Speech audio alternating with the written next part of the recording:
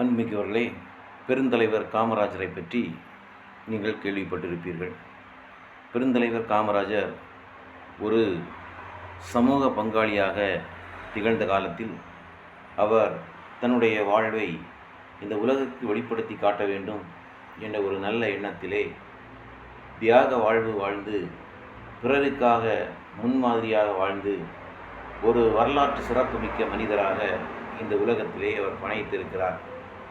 அவரை பற்றி சொல்லும்போது, பெருந்தலைவர் காமராஜரை இன்று எல்லா அரசியல் கட்சிக்காரர்களும் தன்னகத்தே சேர்த்து கொண்டு எங்களுடைய தலைவர் என்று சொல்லி கொண்டிருக்கின்றார்கள். காரணம் என்ன? அவர் ஒரு பொதுநலவாதியாக மிகவும் சிறப்பாக இந்த உலகத்திலே தன்னுடைய வாழ்வை அமைத்திருக்கின்றார். ஆகவேதான் எல்லா மனிதர்களும், எல்லா அரசியல் கட்சிக்காரர்களும் பெருந்தலைவர் காமராஜரை அவர்களுடைய சேர்த்து கொண்டு அவர்களுடைய பணியை தொடர்ந்து செய்வதாக வாக்குறுதிகளையும் சொல்லிக் கொண்டிருக்கிறார்கள். காரணம் என்ன? அவர் பிறருக்காக வாழ வேண்டும் என்ற ஒரு நல்ல எண்ணமுடையவர். ஒரு முறை அவர் சிறு பருவத்திலிருந்தே அவருடைய வாழ்வை பார்க்கின்ற போது, அவர் தன்னுடைய வாழ்க்கையிலே பெரிய படிப்புகளை எல்லாம் அவர் படிக்கவில்லை. வீட்டினுடைய பொருளாதாரத்தின் அடிப்படையில் மிக குறைவாகவே படித்தார். ஆனால் அவர் ஒரு வேலை செய்ய வேண்டும் என்பதில் ஆர்வமாக இருந்தார். அவருக்கு எட்டிய வேலையோ பேப்பர் விநியோகம் செய்வது, வீடு வீடாக பேப்பர் விநியோகம் செய்யக்கூடிய அந்த தொழிலை அவர் செய்து வந்தார். ஆனால் ஒரு குறிப்பிட்ட பருவத்தில் அவர் தன்னுடைய வாழ்வை மக்களுக்காக கொடுக்க வேண்டும் என்ற ஒரு எண்ணத்திலே ஒரு அரசியல் கட்சியிலே போய் சேர்கிறார். சேர்ந்து அந்த அரசியல் கட்சியிலே தன்னை முழுமையாக அர்ப்பணித்து கொண்டு மக்களுக்காக மிகவும் தொண்டாற்றுகின்றார். இறுதியாக நிகழ்ந்தது என்ன? அவர் ஒரு அரசியல் தலைவராக நிர்ணயிக்கப்படுகின்றார்.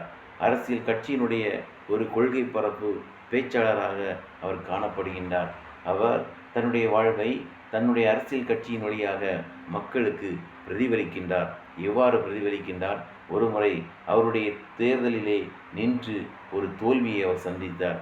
ஆனால் அந்த தோல்வியை அவர் தோல்வியாக எடுத்துக்கொள்ளவில்லை, வெற்றியினுடைய ஒரு படியாக எடுத்துக்கொண்டார்.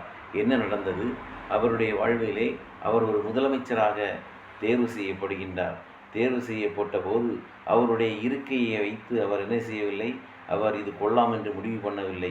இந்த இருக்கை தேவையில்லை, மக்களுக்காக எதையாவது செய்ய வேண்டும் என்று சொல்லி அவர் மக்களுக்காக என்னென்ன செய்யலாம், எதையெல்லாம் செய்யலாம், எப்படியெல்லாம் செய்யலாம் என்று தன்னுடைய உள்ளத்திலே கேட்டுக்கொண்டிருந்தார். அப்போது ஒரு முறை தலைமைச் செயலகத்துக்கு செல்வதற்கு போகின்ற போது காரிலே இருந்து பார்க்கின்றார். ஒரு வயல்வெளியிலே கொஞ்சம் குழந்தைகள் வயல்வெளியில் வேலை செய்து கொண்டிருக்கின்றார்கள் பெற்றோர்களோடு. இவருடைய உள்ளம் வேதனைப்பட்டது. ஏன் இவர்கள் இந்த வெயிலிலே, இந்த பணியிலே இவர்கள் இருக்கிறார்கள் என்று கேட்டுக்கொண்டு, தன்னுடைய உள்ளத்திலே கேட்டுக்கொண்டு, இதற்கு என்ன காரணம் என்று பார்ப்போம் என்று சொல்லி அந்த சிறுவர்களிடத்திலே செல்கின்றார். அவர்களிடத்திலே கேட்கின்றார், பிள்ளை, நீங்கள் ஏன் இந்த தொழிலை செய்து கொண்டிருக்கின்றீர்கள்? நீங்கள் பள்ளிக்கூடத்தில் படிக்க வருவீர்களா என்று கேட்டதற்கு அந்த பிள்ளைகள் சொன்னார்கள், நாங்கள் பள்ளிக்கூடத்திற்கு வரவில்லை, எங்களுக்கு வேலை செய்யவில்லை என்று சொன்னால் எங்களுடைய வாழ்வுக்கு உணவு இல்லை, உணவு இல்லாமல் நாங்கள் எப்படி வாழ முடியும்? எங்களுக்கு உணவு வேண்டுமென்றால் நாங்கள் இந்த வியர்வை சிந்தி வேலை செய்தாக வேண்டும் என்று சொன்னார்கள். அப்போது பெருந்தலைவர் காமராஜர் சொன்னால், உங்களுக்கான உணவை நான் வழங்குகிறேன், நீங்கள் கல்வி கற்பீர்களா, பள்ளிக்கூடத்துக்கு வருவீங்களா என்று கேட்டார். ஆனால் அந்த பிள்ளைகள் சொன்னார்கள், நீங்கள் இலவசமாக உணவு தருவீர்கள் என்று சொன்னால் நாங்கள் பள்ளிக்கூடத்திற்கு வருகின்றோம் என்று சொன்னார்கள். அன்று அவர் தீர்மானம் எடுத்துக்கொண்டார். ஒரு 30 அடிக்கு ஒரு பள்ளிக்கூடம் என்ற விதத்திலே பள்ளிக்கூடத்தை உருவாக்குகின்றார். மாணவர்களை அங்கே சேர்த்து படிக்க வைக்கின்றார். நல்ல அறிவுரைகளை கொடுக்கின்றார். வாழ்வுக்கான வழிவகைகளை சொல்லிக் கொடுக்கின்றார். இந்த அடிப்படையில் தான் பள்ளி கல்லூரிகள் எல்லாம் இன்று தலையை தூக்கி நிற்கின்றன. காரணம் என்ன?